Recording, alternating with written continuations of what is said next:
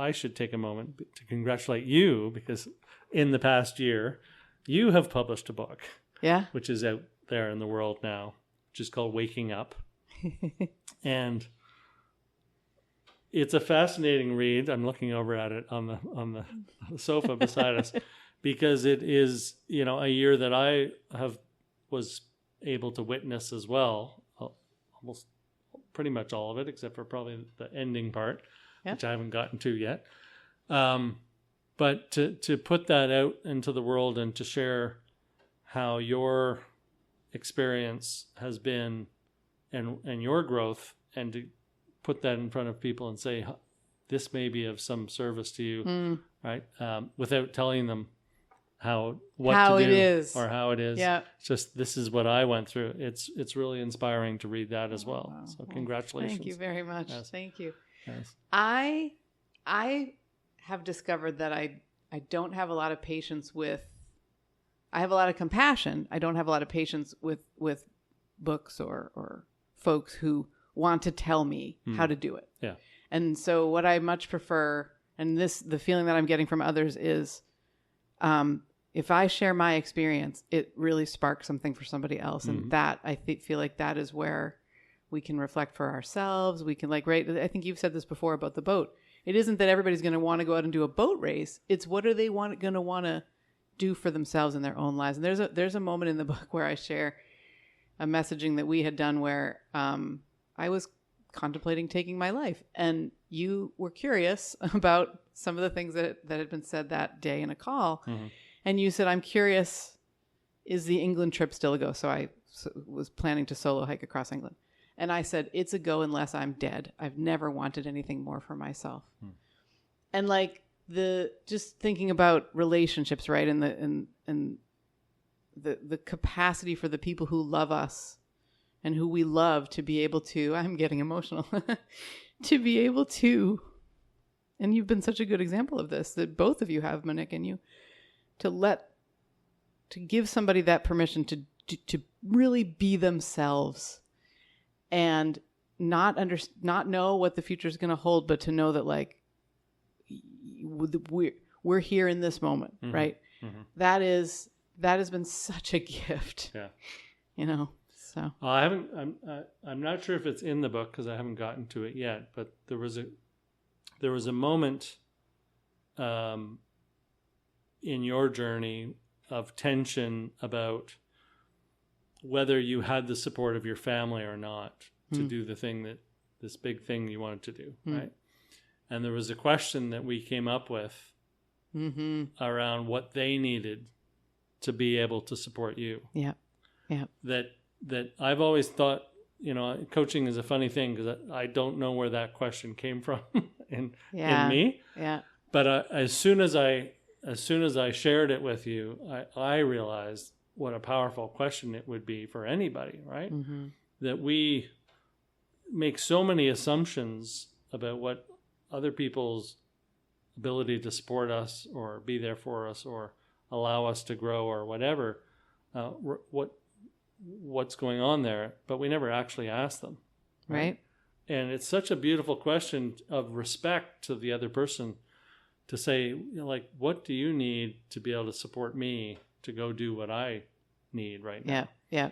And probably provides surprising answers oftentimes. I mean, yeah. Well, were you going to, sorry, I was jumping in because I'm excited about what we finished out. What you were going to say. But I just think that's a gift that your experience has left with me, because that's a question that I will use in my life all the time now, right? Not to assume that I know the answer to that, but to ask what people need and be respectful of what they need and to find ways to give them what they need without feeling like I have to compromise all the time. Yeah.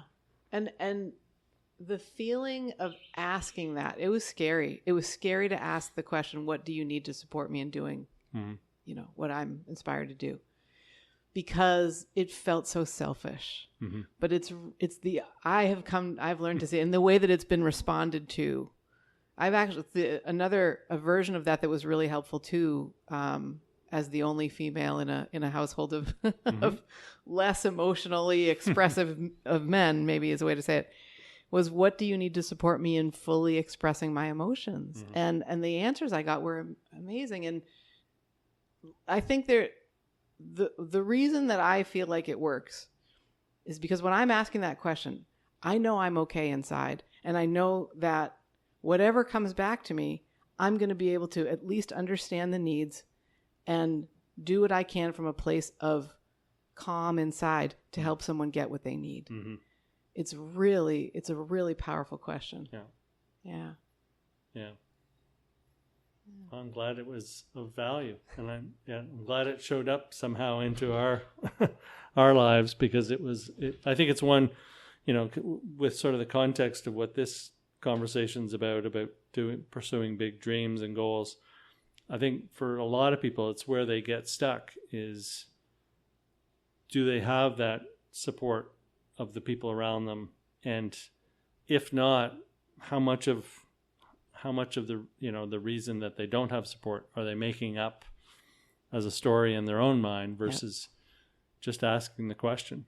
And, I've learned just even in the stories of the people on our boat, we had one fella whose father passed away as he was driving to the airport to fly to do the legs that he had signed up for. Wowzers. And his father had been the one responsible for him being a sailor, and he was also the power of attorney. Wow. And with a whole bunch of siblings. And his family said, no, you must go and do this, right? Like, what they needed was him to take care of a couple of things that would allow them to then take care of what needed to be done with his absence. But they wanted him to keep going. Really? Right? Well, I mean, maybe this didn't come into it at all, but one thing that immediately comes up for me is like what a wonderful way to honor someone's memory. Yeah. Yeah.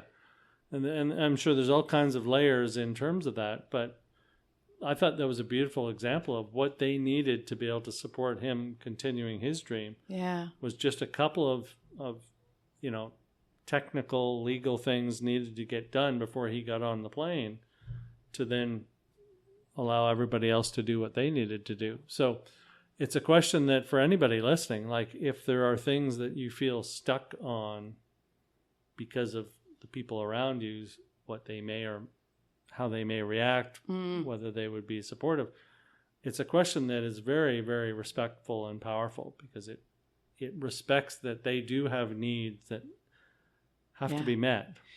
Yeah. It's like a very mutual good feelings. Yeah. Wow. Well, cool.